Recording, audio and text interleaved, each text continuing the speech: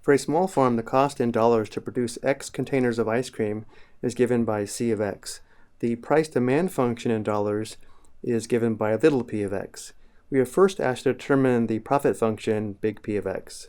Going back to our notes, remember the profit function big P of x is equal to the revenue function R of x minus the cost function C of x. In this problem, we are given the cost function, but we are not given the revenue function. We are given little p of x, which is the price demand function, where little p of x represents the selling price. But we can determine the revenue function R of x by determining the product of the price demand function in x, where x represents the quantity sold. Again, the price times the quantity is going to give us the revenue. So the first step is to determine the revenue function. The second step is to determine the profit function. So again, the revenue function big R of x. So again, the revenue function R of x is equal to the product of the price demand function in x, which we can also express as x times the price demand function. So let's write R of x as x times little p of x, which is equal to x times the quantity 6.816 minus 0.002x. And now we distribute x, which gives us 6.816x minus 0.002x squared. Now that we have the revenue function and we are given the cost function, we can determine the profit function, which is big P of x equals R of x minus C of x. So this gives us the revenue function that we just found, 6.816x minus 0.002x squared minus the cost function, which is the quantity 0.6x plus 10. And now we clear the parentheses and combine like terms. This gives us 6.816x minus 0.002x squared, and then minus 0.6x minus 10. And now we combine like terms. But let's write the terms in descending order. So let's write the profit function as negative 0.002x squared, and then we have 6.816x minus 0.6x, which gives us positive or plus 6.216x, and then we have minus 10. So this is our profit function. Going back to the first slide, we enter the profit function here. Next, we're asked to find the number of containers of ice cream needed to be sold to maximize the profit and also determine the maximum profit. We should recognize that the profit function is a quadratic function, and therefore the graph is a parabola. And because a is negative, the parabola opens down. Let's look at the graph of the profit function. Here is the graph of the profit function. Again, we have a parabola that opens down. Because we are concerned about the maximum profit, we are concerned about the highest point on the graph, which is this point here, the vertex. If we determine the ordered pair for the vertex, the first value is going to give us the number of containers of ice cream that must be sold to maximize the profit, and the second value is going to give us the maximum profit.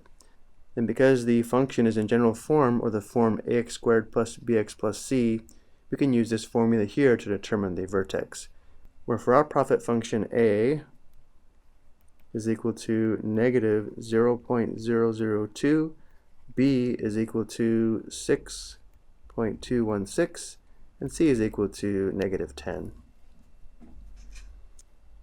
So let's find the x value with the first value of the ordered pair for the vertex. This is given by x equals negative b divided by 2a. Performing substitution, we have negative 6.216 divided by 2 times negative 0.002. Let's evaluate this on the calculator, which I've already done to save some time. This gives us x equals 1,554. So this is the first value of the ordered pair for the vertex,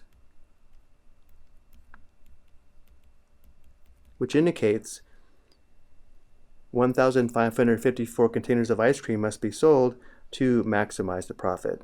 And now to determine the maximum profit, we need to evaluate the profit function at x equals 1,554, which is p of 1,554. This is equal to negative 0.002 times 1,554 squared plus 6.216 times 1,554, and then we have minus 10. Let's evaluate this on the calculator.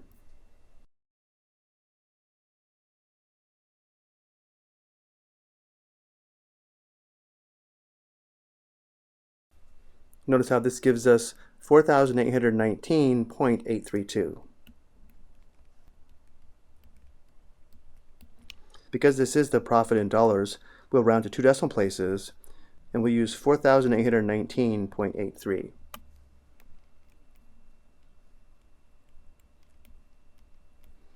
So now that we have found the vertex, again the 1,554 indicates the number of containers of ice cream that must be sold to maximize the profit, and the second value represents the maximum profit of $4,819.83. So going back to our problem, again 1,554 containers of ice cream must be sold to maximize the profit.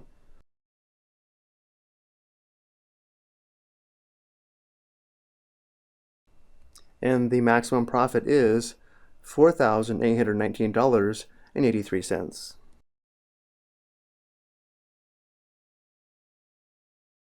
And then finally, we're asked to find the price to charge per container to maximize the profit. To do this, we need to evaluate the price demand function little p of x at 1,554. Let's do this on the next slide.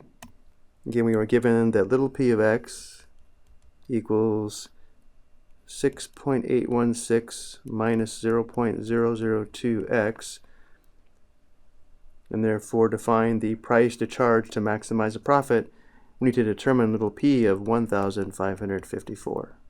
This is equal to 6.816 minus 0.002 times 1,554. And let's go back to the calculator one last time. This gives us 3.708. But again, this is in dollars, so we'll say this is approximately $3.71. This is the price per container of ice cream to maximize the profit.